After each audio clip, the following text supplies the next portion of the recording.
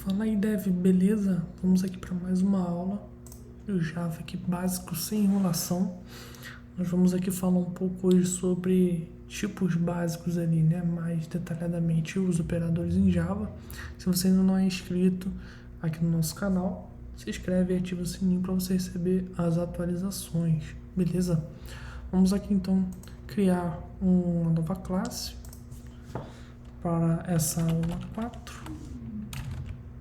Então, criei aqui um pacote e vou criar uma nova classe, programa 4. Eu vou aqui criar um método main para a gente começar a programar nessa classe. Então, a primeira coisa aqui que a gente vai relembrar um pouco sobre os tipos de variáveis, né? Então, a gente pode ter aqui uma variável chamada idade do tipo inteiro. A gente pode declarar ela numa linha e utilizar ela em uma outra também. Funciona, tá bom, pessoal? A gente usou ali um exemplo na aula passada na mesma linha, né? Então eu vou dar aqui um exemplo, idade 2, por exemplo.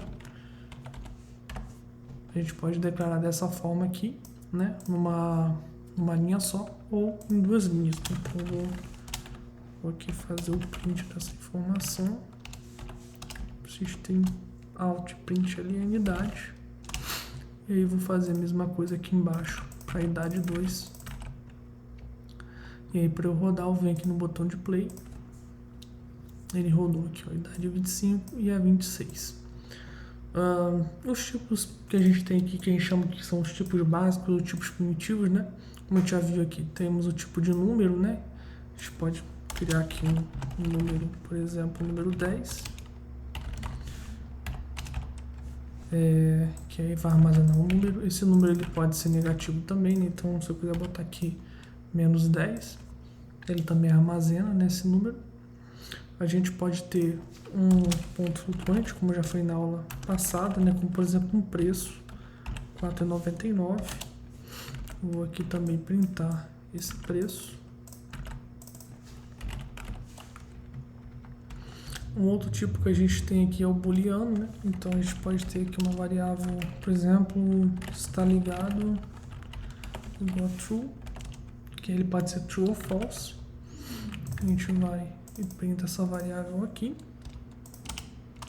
Um outro tipo é o tipo char, que equivale a uma letra, né? Então vou colocar aqui letra. E aí esse cara é diferente da string porque ele armazena um só valor, né? Eu posso colocar aqui, por exemplo, AB, né? Só posso colocar uma letra apenas. Então eu venho aqui, vou printar a letra.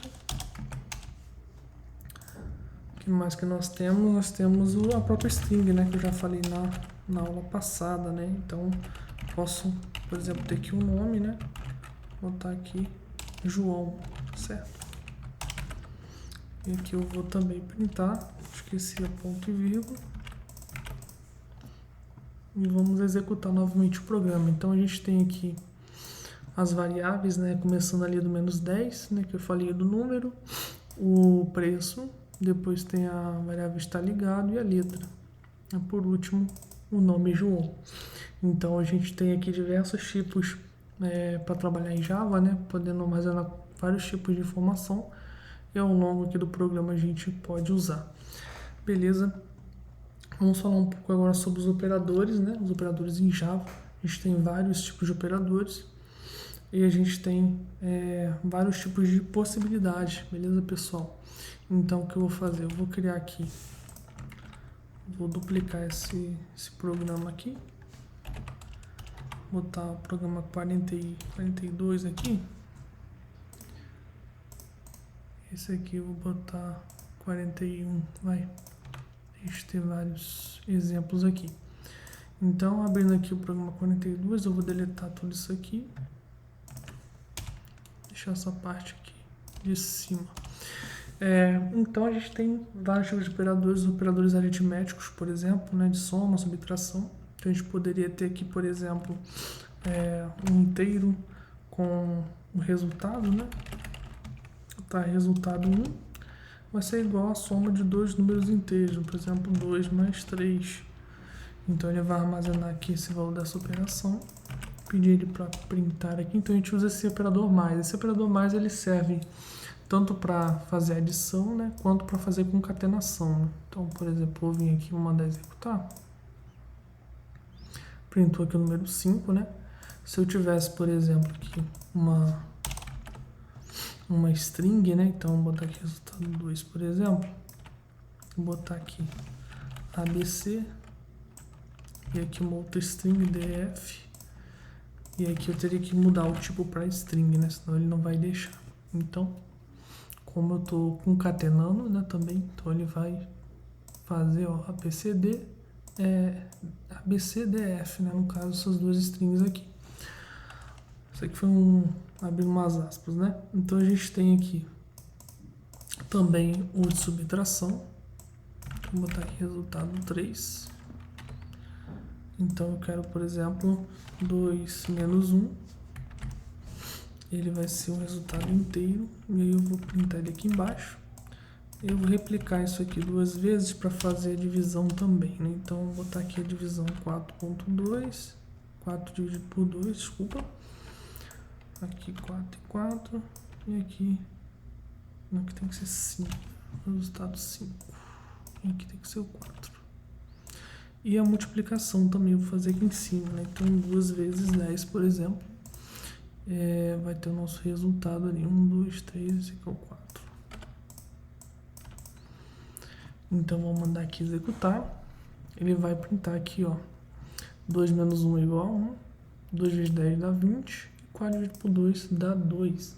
Então nós temos esses operadores. Além disso, também temos o resto da divisão, né? Então, se a gente quer saber, por exemplo, se o número é par ou algo nesse sentido, né? Então a gente pode botar aqui 10 módulo da divisão por 2, a gente usa esse percentual, né?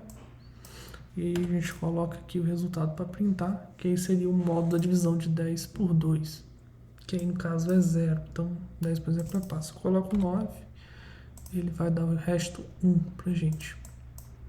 Então legal, essa é uma forma da gente saber se o número é par ou não. Além disso, a gente tem os operadores de atribuição, né? Que são esses, por exemplo, o igual, né? Então ele atribui o valor à variável. Temos também o de comparação, né? Então, se a gente colocar aqui, eu vou colocar direto no sysout, que eu acho que fica mais fácil, né? Então, se a gente colocar aqui 1 é igual a 1, certo? Is always true, né? Ele tá falando que isso aqui vai ser sempre true porque não tá numa variável, né? Mas vamos assim mesmo. Então, 1 é igual a 1? Sim. Se a gente colocar aqui, por exemplo, 1, aí a gente colocar aqui, seria diferente, né? Então a gente coloca aqui uma exclamação. 1 é diferente de 2? Sim, né? Porque não é igual. Então ele vai dar aqui true, ó. A gente pode também verificar se ele é maior ou menor, né? Então a gente pode colocar aqui, ó. 1 é menor que 2 e 1 maior que 2, né? Então ele vai dar ali, por exemplo, que o primeiro, né, de 1 é menor que 2 é true e o segundo aqui é false, né, pra gente ver esses operadores de maior ou igual e de maior ou menor, né, e ele também tem o de menor ou igual, né. Então eu vou replicar essa parte aqui de cima, eu vou colocar igual aqui. Então ele verifica também se o número é maior, igual ou menor ou igual. Então você também tem essas possibilidades aqui dentro do programa. E você consegue também ter os operadores lógicos, né, para verificar, por exemplo, se uma coisa e alguma coisa ou outra coisa, né? Então, se eu tiver, por exemplo, uma expressão, né? Se 1 for menor que 2 e 5 for maior que 4, me deu o resultado. Então ele vai fazer essa operação aqui, né, que dá true, porque 1 é menor que 2 e 5 também é menor que 4, né? Se uma dessas operações ela for falsa, né, como é um e, o ele sempre vai verificar as duas possibilidades, né? Elas têm que ser verdadeiras, senão do contrário é falso. Então, por exemplo, no caso aqui 5 é maior que 6, não, né? Então ele vai dar false. Nosso resultado aqui.